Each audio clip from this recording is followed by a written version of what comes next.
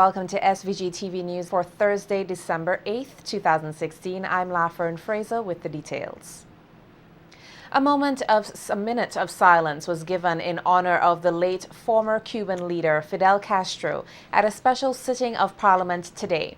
Both government and the opposition members lauded Castro for his stance against the colonial powers of the day and for his continuous generosity to SVG, particularly in times of natural disaster.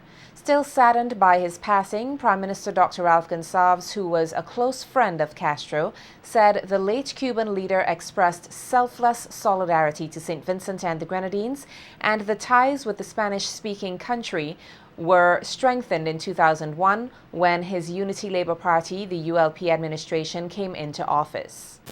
Cuban universities have trained, free of cost, hundreds of our young professionals in a wide range of areas, including medicine, engineering, nursing, dentistry, and the natural sciences. Cuba has provided to St. Vincent and the Grenadines their own doctors, nurses, engineers, agronomists, and other skilled personnel.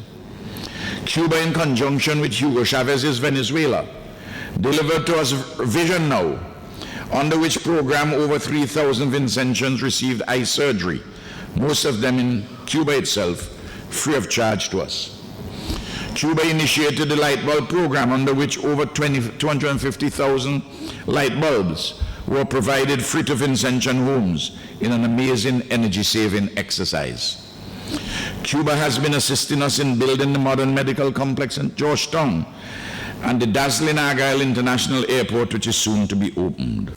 Dr. Gonsalves says while persons may not agree with the style of governance in Cuba under Castro's leadership, the people there loved him. Mr. Speaker, honorable members, the stance of the government of St. Vincent and the Grenadines in defense of Cuba's right to pursue its own path does not mean that we have a preference for a one-party socialist model of the Cuban type. That model has grown out of the Cuban condition, its historical circumstances, and imperialism's relentless quest for hegemony in that country. Our political experiences in St. Vincent and the Grenadines are different. So too, our competitive political system, which we treasure.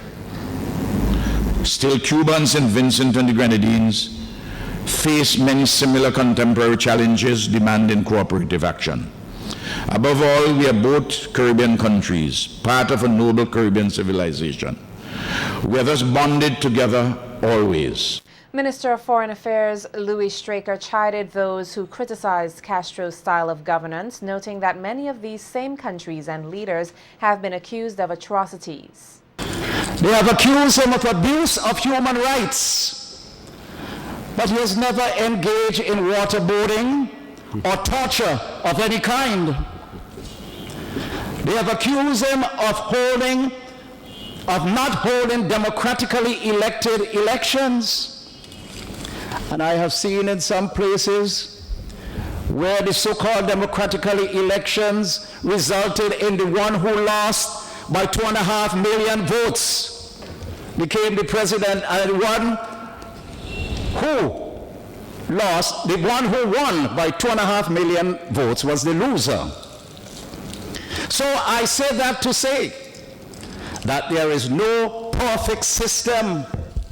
Those who criticize, the Bible says you must first pick the beam out of your own eyes.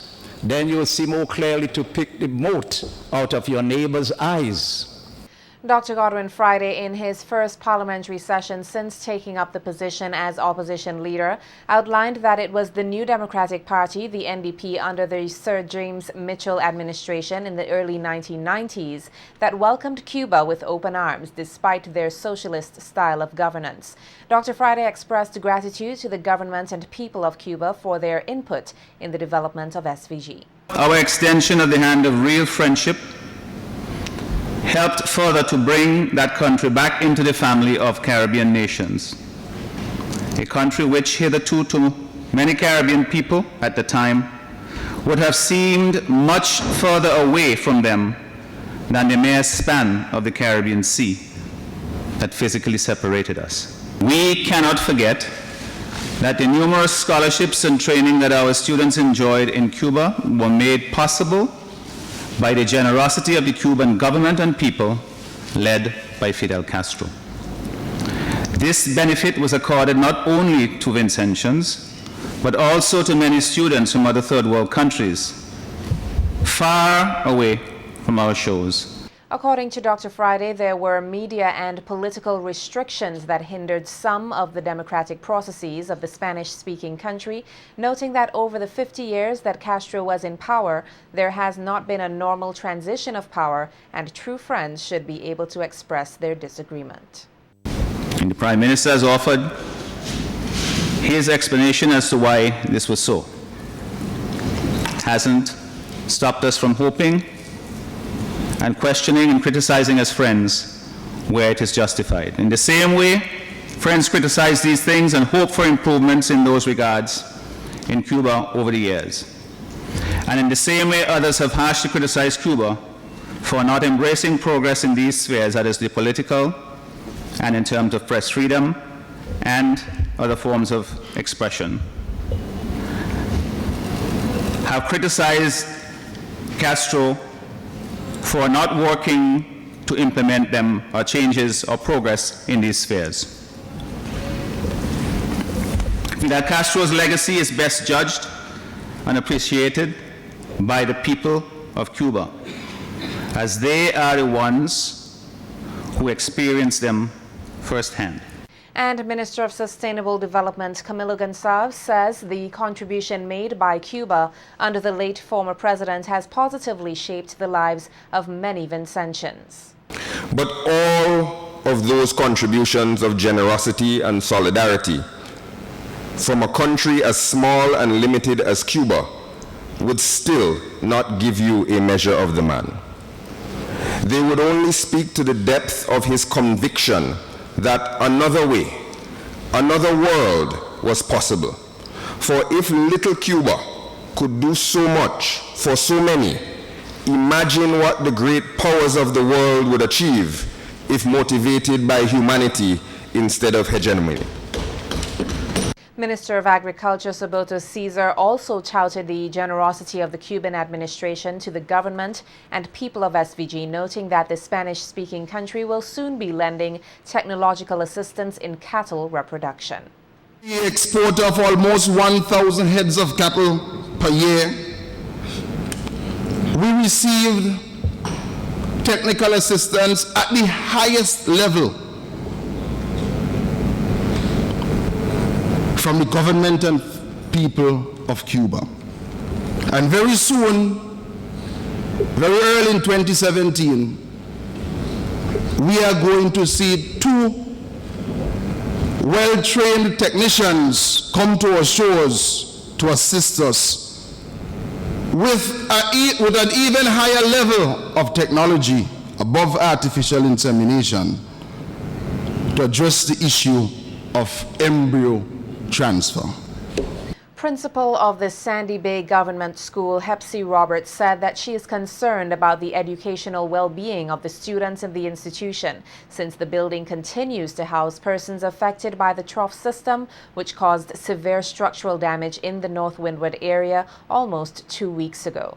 Roberts, who is serving as the shelter manager at the school, said at the moment several classrooms are being used to accommodate 6 families who have been affected, as the others, over 100 plus, have since found alternative housing.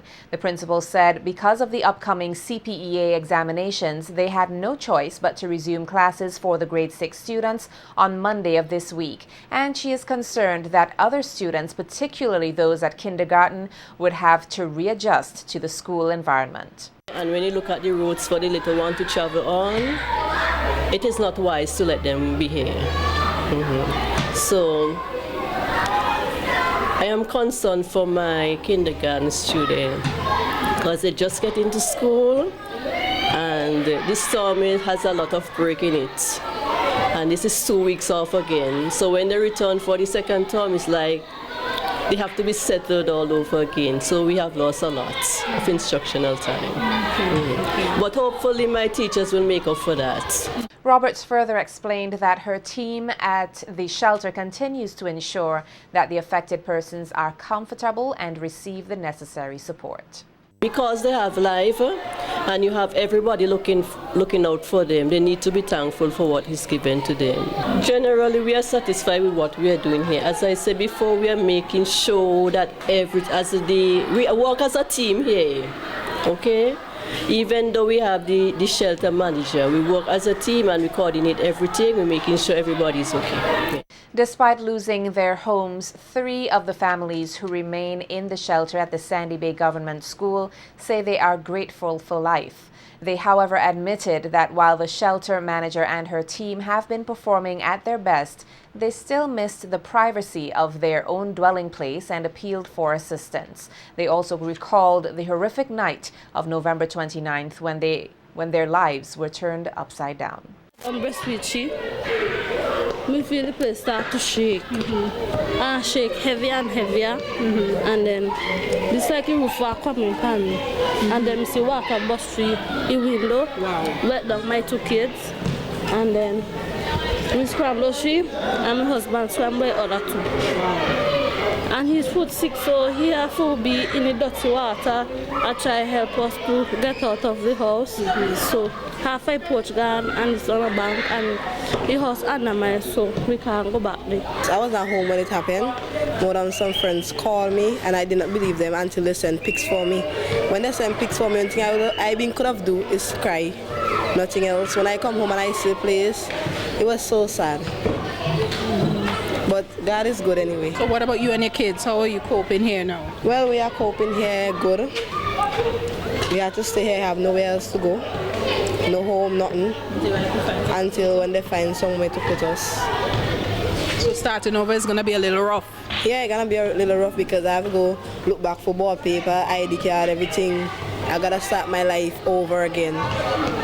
I hear my mother calling me and tell me must come out the house with the children. Don't walk into the front, don't walk at the front door, jump the window. Because if I walk out at the front door, water could have been carried me away. And then so I wrap up the children of them and carry them upstairs. And then not too long afterward I there, because my mother said when one of the child come over, the child was shambling. And then afterward, when I there now, I leave and one of my friends, I see my friend come up in the yard and say he come and look for me to see what I'm doing. So we leave and we go back to see if we get somebody stuff for them. When we go back, the building collapsed. So I tell him jump the window fast, and I didn't know the place was gone until next morning when I wake up. When I get to see the place, good, I see the place gone. But I have to say thank God for life and thank God for my mother for saving me and my 3 children.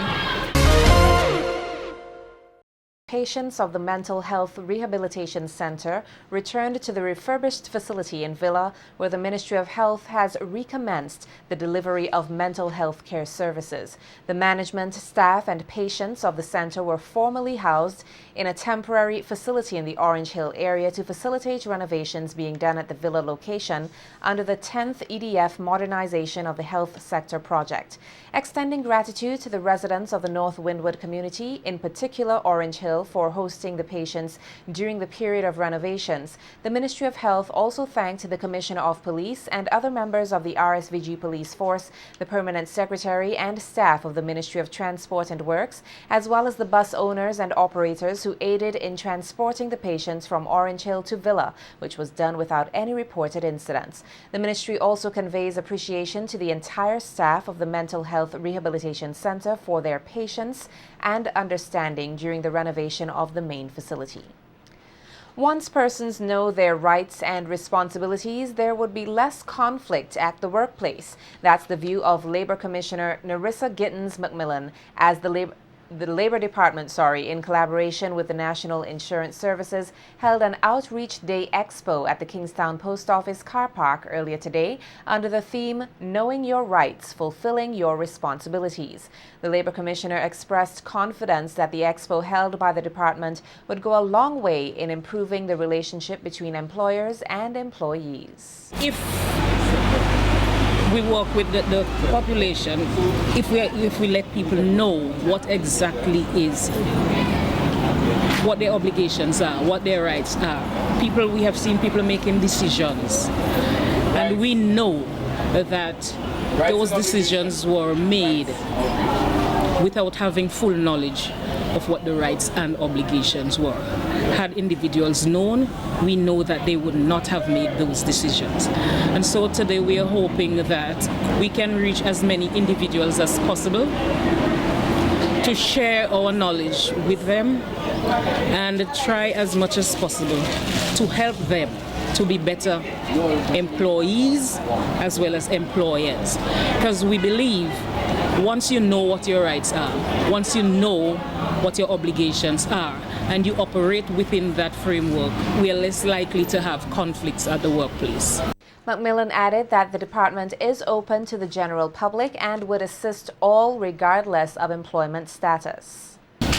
The other thing is that people believe that you can only come to the department if you have a complaint, and that is absolutely not true. It is your right as a national of St. Vincent and the Grenadines, whether you're employed or unemployed, to just come and ask. And as such, it is our responsibility to give the information that we have. You don't have to have a complaint, you can just want to find out something as it relates to the work.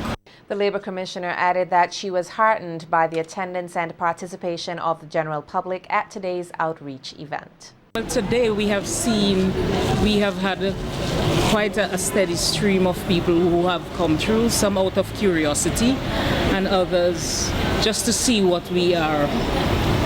They have heard that we are going to be here and they have come just to see what we have to offer.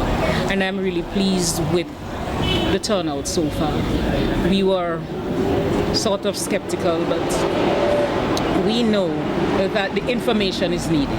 We are aware that this sort of thing should be able to go a long way in bridging the gap. And we are pleased, we are really happy that we are here because we have helped. I've seen a number of people pass by. We have helped to clarify some issues for some individuals, and for that we are much pleased. Students across the South Coast on mainland St. Vincent will have the opportunity to enhance their knowledge about the nation's coral reefs through a Reef Guardians project. The project is being spearheaded by the National Parks, Rivers and Beaches Authority in collaboration with the several units in the Ministry of Agriculture, Forestry, Rural Transformation and the SVG Community College. Superintendent of Marine and Terrestrial Parks of the National Parks, Rivers and Beaches Authority, Andrew Lockhart, said the launch of the project will take place at the Villa campus of the SVG Community College tomorrow from 1:30 p.m. He said the project aims at getting students from schools on the South Coast involved in activities which would boost their knowledge on coral reefs and foster a new generation of environmentally minded students. And it is aimed at students, getting our students in the South Coast area, so the students of the